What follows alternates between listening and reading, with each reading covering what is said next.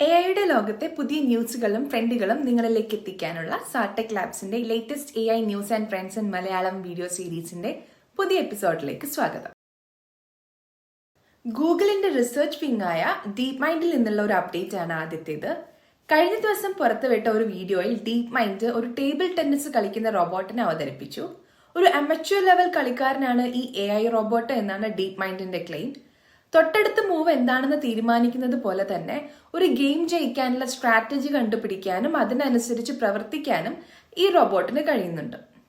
Table ടെന്നീസിൽ focus ചെയ്യുന്നുണ്ടെങ്കിലും റോബോട്ടുകൾക്ക് പല റിയൽ വേൾഡ് ജോലികളും ചെയ്യാൻ സാധിക്കും എന്നതാണ് ഈ റിസർച്ച് നമുക്ക് പറഞ്ഞു തരുന്നത്. മിഡ്ജേണിയേക്കാൾ മികച്ച ഇമേജസ് ഉണ്ടാക്കിത്തരാൻ കഴിവുള്ള മോഡലുമായി ഇറങ്ങിയിരിക്കുകയാണ് ജർമ്മനിയിൽ നിന്നുള്ള black forest labs team. Flex 1 എന്ന് പേരിട്ടിരിക്കുന്ന ഈ ടൂൾ മിഡ്ജേണിയുടെ അത്രയോ അല്ലെങ്കിൽ അതിന് മുകളിലോ നിൽക്കുന്ന ക്വാളിറ്റി ഇമേജസ് ആണ് ജനറേറ്റ് ചെയ്തു തരുന്നത്. പ്രശസ്തമായ സ്റ്റേബിൾ ഡിഫ്യൂഷൻ മോഡൽ ഉണ്ടാക്കിയ ടീമിലെ പലരുമാണ് ഈ പുതിയ ബ്ലാക്ക് ഫോറസ്റ്റ് ടീമിലും ഉള്ളത്.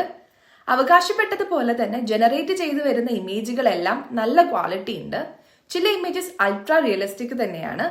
പലതും ജനറേറ്റഡ് ഇമേജസ് ആണെന്ന് കണ്ടുപിടിക്കാൻ വളരെ പ്രയാസമാണ്. ഉടൻ തന്നെ ടെക്സ്റ്റ് വീഡിയോ മോഡലും പുറത്തിറക്കുമെന്നാണ് കമ്പനി അറിയിച്ചിരിക്കുന്നത്. ഫ്ലെക്സ് 1 എന്താണെന്നും എങ്ങനെ ഉപയോഗിക്കാം എന്നുമുള്ള വീഡിയോ ഡിസ്ക്രിപ്ഷനിൽ കൊടുത്തിട്ടുണ്ട്. സാം ആൾട്ട്മാൻ കഴിഞ്ഞ ആഴ്ച ചെയ്ത ഒരു ട്വീറ്റിനെ കുറിച്ചാണ് അടുത്തത്. I love summer in the garden എന്ന പേരിൽ ഒരു സ്ട്രോബെറി ചെടിയുടെ പടമാണ് അദ്ദേഹം ട്വീറ്റ് ചെയ്തിരിക്കുന്നത്. ഓപ്പൺ എഐ രഹസ്യമായി ചെയ്യുന്ന സ്ട്രോബെറി പ്രൊജക്റ്റ് ആണോ അദ്ദേഹം ഉദ്ദേശിച്ചത് എന്ന സംശയത്തിലാണ് എഐ ലോകം. എന്തായാലും കാത്തിരുന്ന് കാണാം. സ്ട്രോബെറി പ്രൊജക്ടിനെ കുറിച്ച് കൂടുതൽ കഴിഞ്ഞ വീക്കിലെ അപ്ഡേറ്റിൽ പറഞ്ഞിട്ടുണ്ട്. ആ വീഡിയോ ലിങ്കും ഞാൻ ഡിസ്ക്രിപ്ഷൻ ബോക്സിൽ കൊടുത്തിട്ടുണ്ട്.